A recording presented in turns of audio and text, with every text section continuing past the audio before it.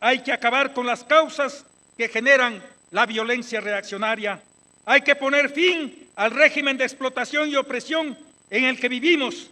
Hay que llevar a la victoria el triunfo de la revolución obrera y popular en cada uno de nuestros países para construir la nueva civilización, la civilización de los obreros y campesinos en el poder, la del poder popular, la del socialismo y el comunismo.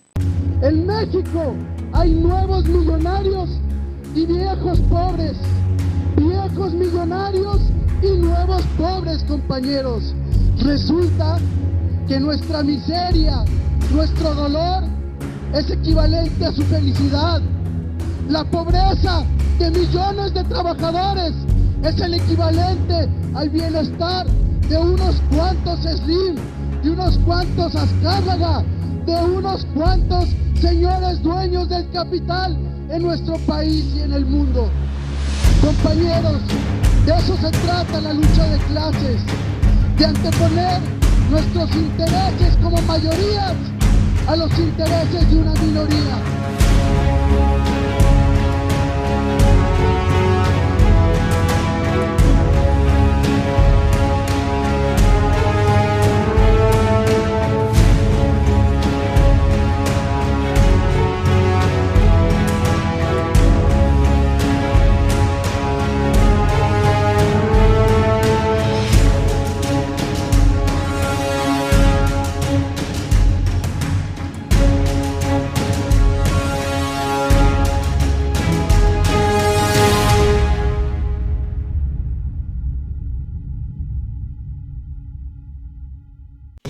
Nos saludamos y agradecemos nuevamente que nos encontremos en esta presentación de nuestro órgano central Vanguardia Proletaria en su edición número 677 del Partido Comunista de México Marxista-Leninista.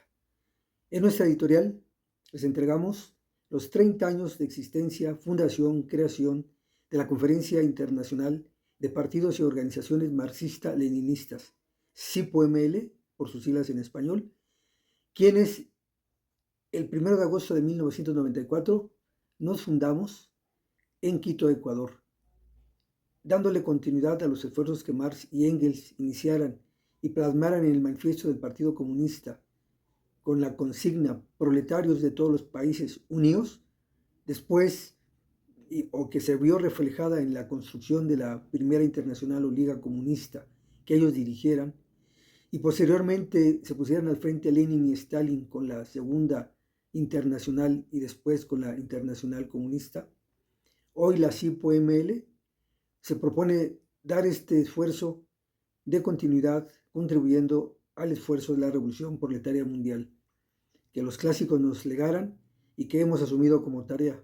Por eso en la Conferencia Internacional de Partidos y Organizaciones Marxistas-Leninistas venimos desarrollando diversas tareas en varios frentes de lucha que pretenden agrupar, acuerpar, movilizar, dar una propuesta alternativa proletaria a las mujeres, a la juventud, a las discusiones sobre temas importantes a nivel internacional, a la unidad de los pueblos y de la clase obrera para enfrentar y derrotar a los imperialistas y a los capitalistas.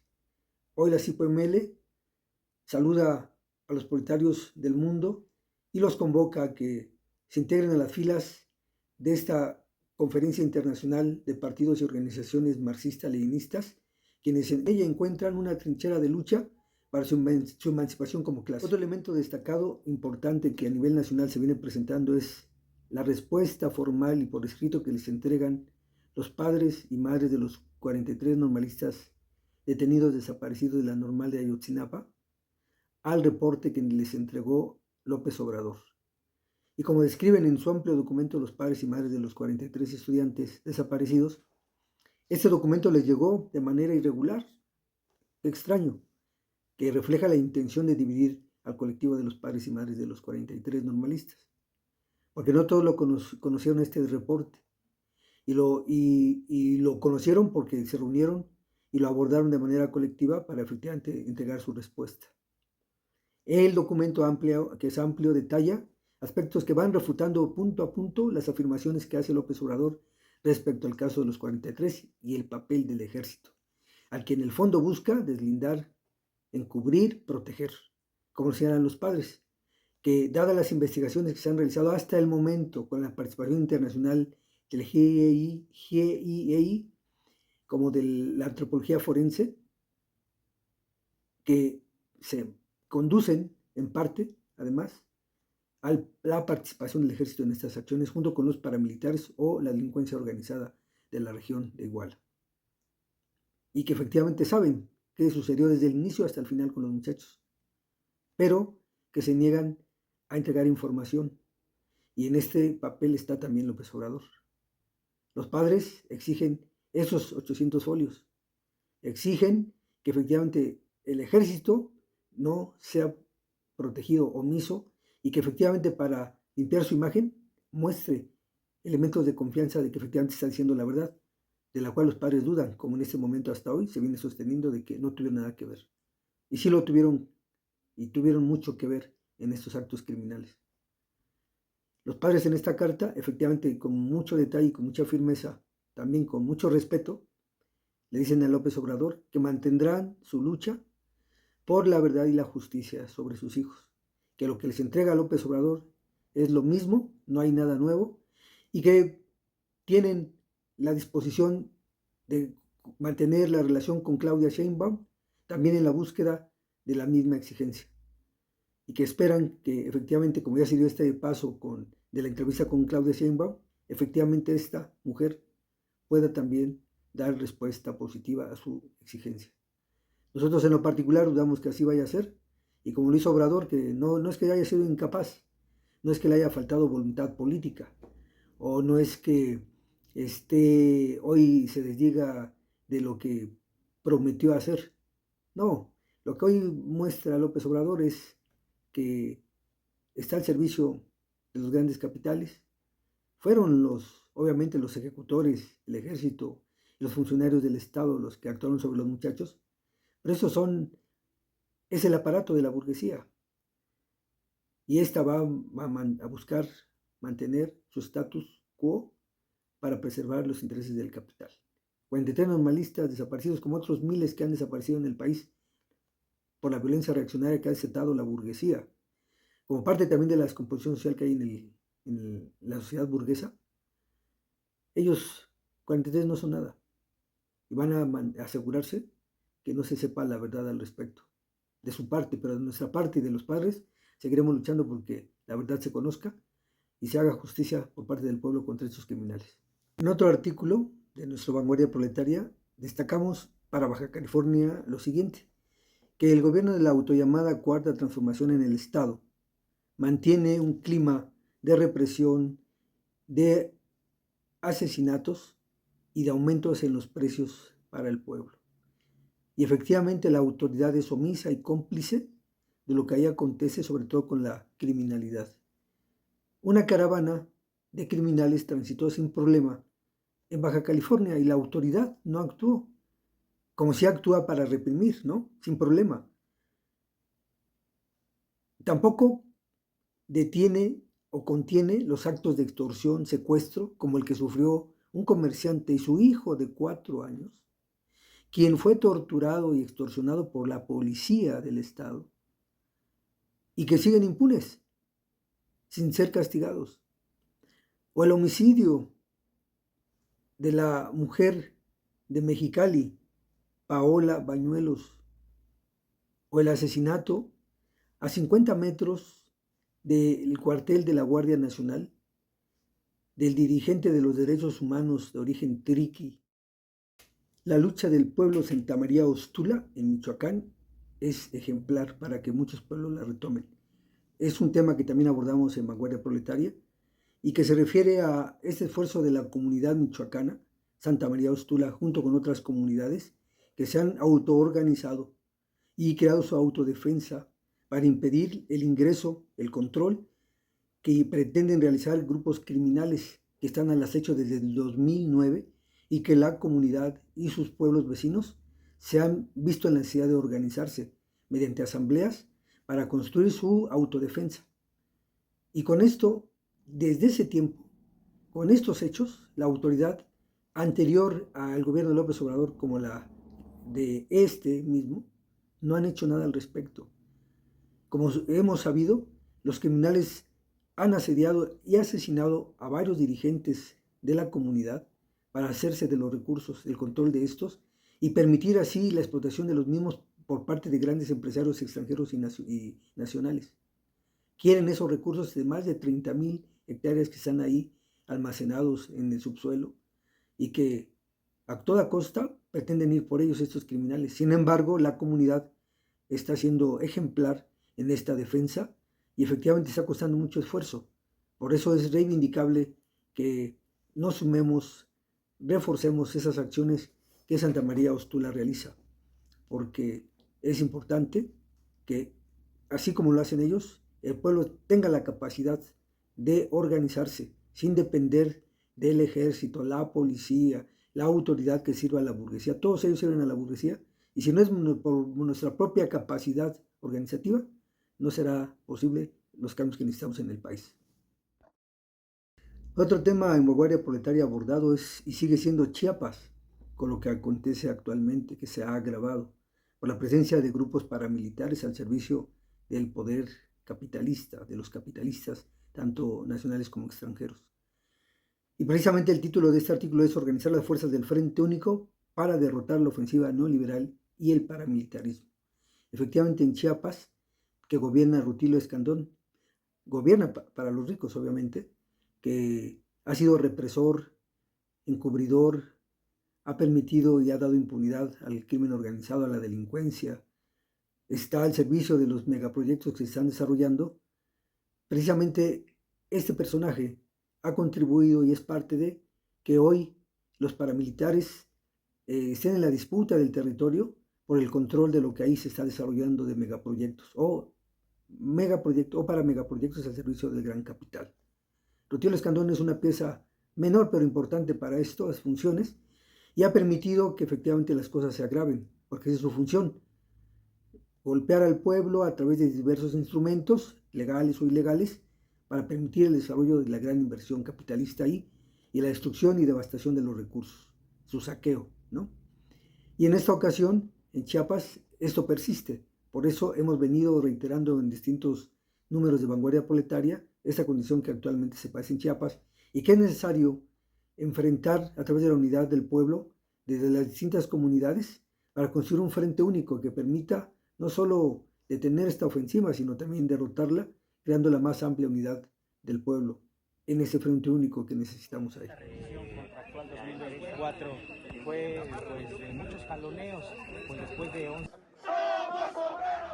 Hola, buenas tardes. Estamos aquí en la zona de la terminal de Toluca, a un costado, en el mercado Benito Juárez.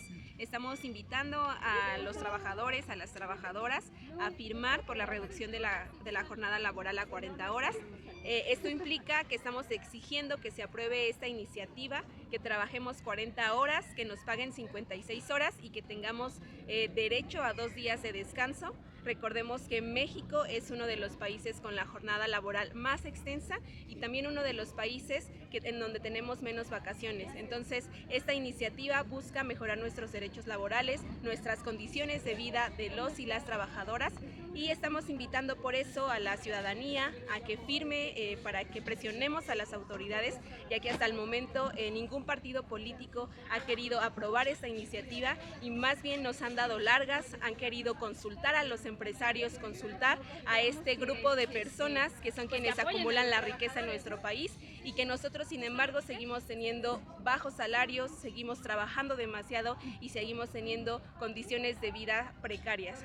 También estamos invitando a sumarse a la movilización este 1 de septiembre, que en Toluca va a salir de las Torres Bicentenario a la Cámara de Diputados para entregar estas firmas que estamos recolectando hoy. Los invitamos a sumarse a la defensa de nuestros derechos laborales, a exigir a las autoridades que mejoren nuestras condiciones de vida. La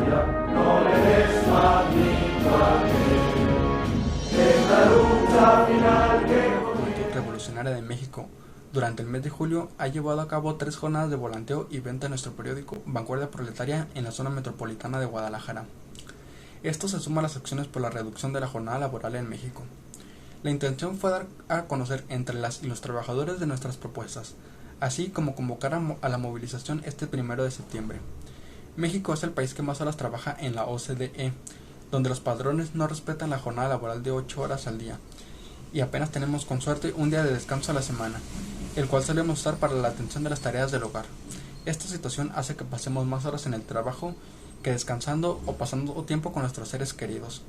Por esta razón se ha impulsado a nivel nacional un movimiento para la reducción de la jornada laboral de 48 a 40 horas a la semana, a la cual se ha sumado la Unión de la Juventud Revolucionaria de México y sus simpatizantes.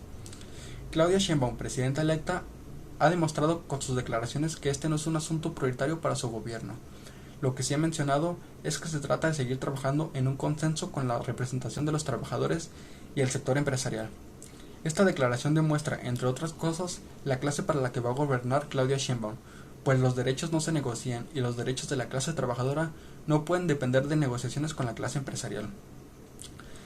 Por eso, la UJRM se sumará este 1 de septiembre a las movilizaciones que se llevarán a cabo en todo el país, para exigir a los legisladores que tomarán la posesión que avancen a la reforma que garantice una jornada laboral de 40 horas a la semana.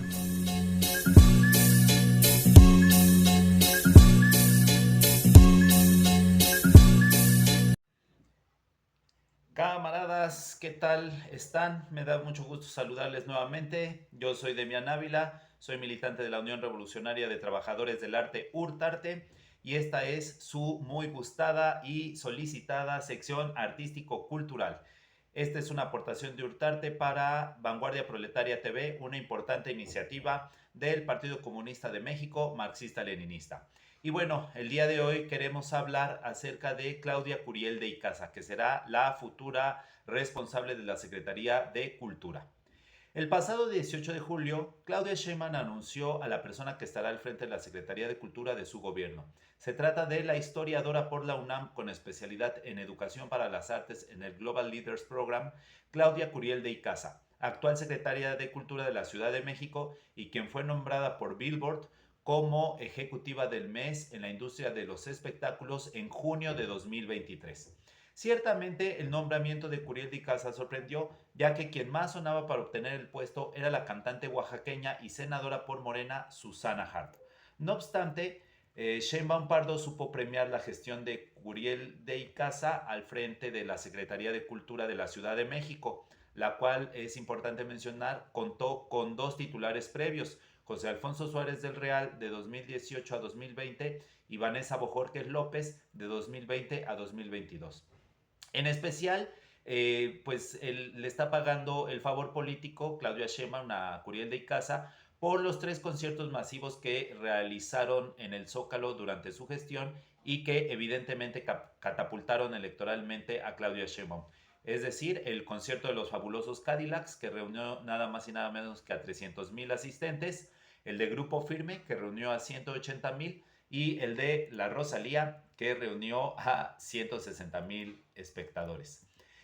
Con respecto a la gestión de Curiel, es necesario señalar las condiciones de precariedad y acoso laboral que han sufrido las y los trabajadores del arte y la cultura que durante su gestión han sido becarios en algunos de los 298 pilares de la Ciudad de México, destacando la obligatoriedad para asistir a mítines y actos electorales de Clara Brugada, de AMLO y de la propia Claudia Sheinbaum, además de la falta de seguridad laboral, médica y social.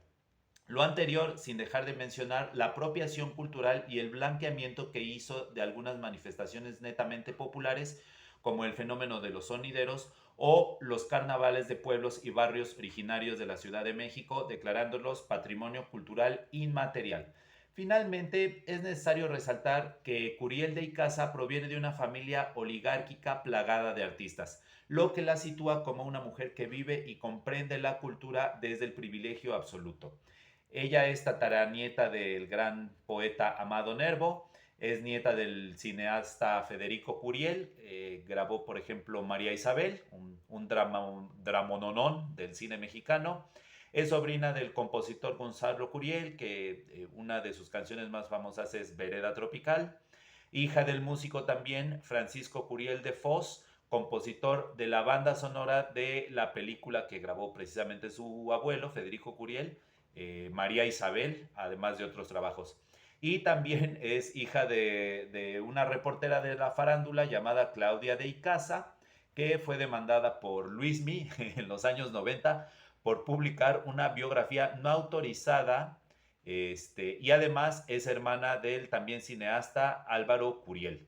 Bueno, no es de extrañar que en la presentación de su cargo, Curiel de Icaza haya hablado de la cultura en abstracto, como un ente despolitizado y ajeno a la lucha de clases, vislumbrando las actividades artísticas como algo positivo per se para el desarrollo espiritual de las clases trabajadoras. Estas fueron parte de sus palabras. Seremos plurales, incluyentes y propositivos, tradicionales y contemporáneos, osados y responsables. Bueno, como podrán darse cuenta, el panorama para las y los trabajadores del arte y la cultura continuará siendo sombrío y el único cambio nacerá de la lucha política y organizada que emane del gremio artístico en la conformación de un gran frente único de trabajadoras y trabajadores del arte y la cultura. Bueno, esto es todo, camaradas, y nos vemos en la siguiente cápsula. Hasta la victoria siempre.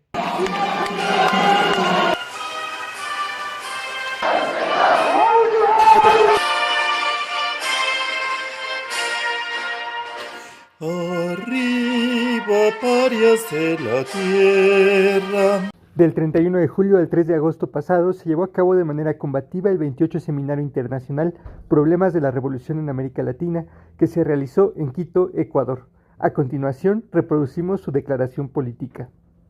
Declaración final del 28º Seminario Internacional Problemas de la Revolución en América Latina contra el genocidio y la guerra imperialista. A 30 años y poco más desde que llegó a su fin la denominada Guerra Fría, el mundo vive el momento más conflictivo debido a la agudización de las contradicciones entre las potencias imperialistas, que incluso avivan el peligro del desenlace de una nueva conflagración mundial. Lo grave del escenario actual obedece a la profundidad y amplitud de los problemas que se presentan a las fuerzas y factores que actúan en el escenario mundial y a las graves implicaciones que a futuro pueden tener los actuales problemas. Mas, al mismo tiempo, es un periodo en el que se evidencia un ascenso de la lucha y rebeldía de los trabajadores. La juventud, las mujeres, campesinos, pueblos originarios que enfrentan los planes antipopulares de los gobiernos, demandan derechos y condenan las políticas autoritarias y belicistas. Vivimos un periodo en que las contradicciones fundamentales de la época se encuentran exacerbadas. Esto es, las contradicciones que enfrentan entre sí a los distintos países imperialistas, las que oponen a las clases dominantes contra las clases dominadas y las que se presentan entre los países opresores y los pueblos y naciones oprimidas. Las disputas interimperialistas se expresan en todo el planeta y son los países dependientes sus principales víctimas. En el propósito de controlar mercados y zonas de influencia, las potencias imperialistas fortalecen los bloques existentes, arman otros, produciéndose nuevos reagrupamientos de acuerdo a los intereses particulares de quienes los componen. En el curso de la agudización de las pugnas entre los países y potencias imperialistas que se producen a causa de proteger o ampliar el control de los mercados y las zonas de influencia, son los pueblos los que pagan las más graves consecuencias.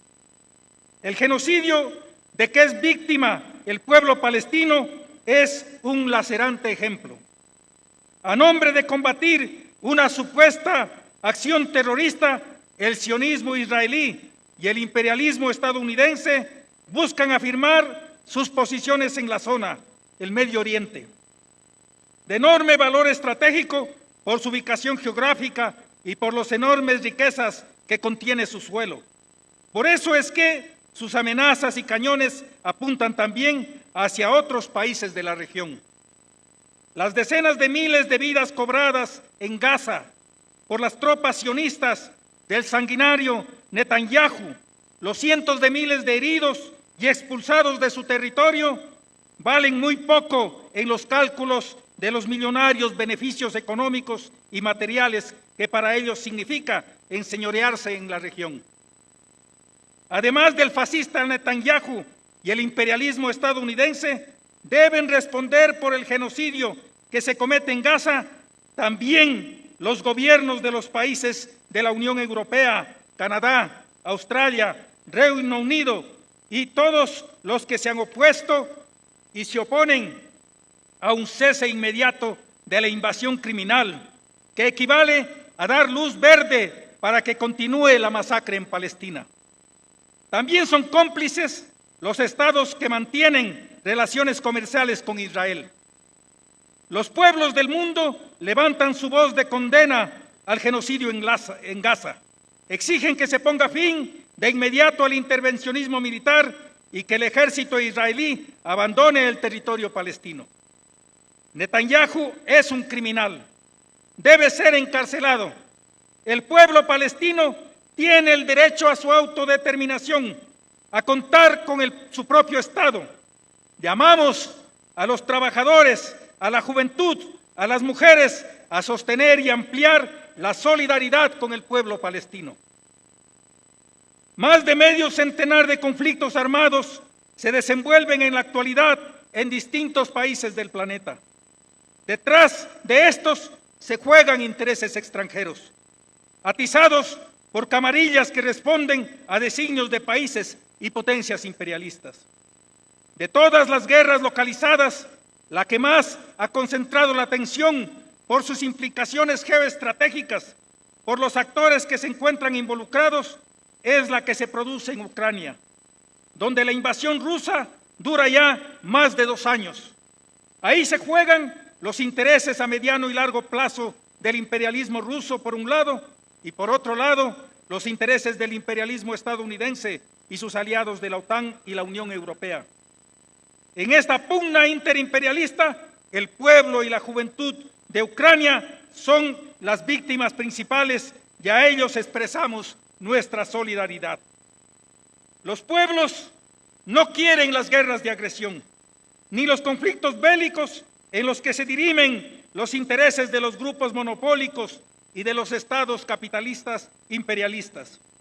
Los trabajadores, la juventud y los pueblos condenan esas guerras, buscan la paz, la solución pacífica de ese tipo de conflictos.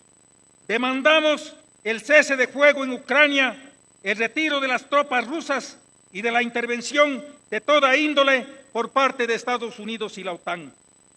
Otro de los puntos calientes donde podrían producirse graves desenlaces es la zona del Mar de China, por donde pasa el 60% del comercio mundial, y el sudeste asiático. Allí no solo se producen los problemas entre China y Taiwán, está la disputa entre el imperialismo yanqui, el imperialismo japonés y el imperialismo chino por controlar la región. En otras partes del planeta hay pueblos que empujan guerras justas, luchas de liberación, acciones que buscan poner fin a la dominación y opresión colonial e imperialista. Las luchas de los pueblos saharaui, del pueblo yemení, del pueblo puertorriqueño, del pueblo kurdo y el mismo pueblo palestino son ejemplos de ello.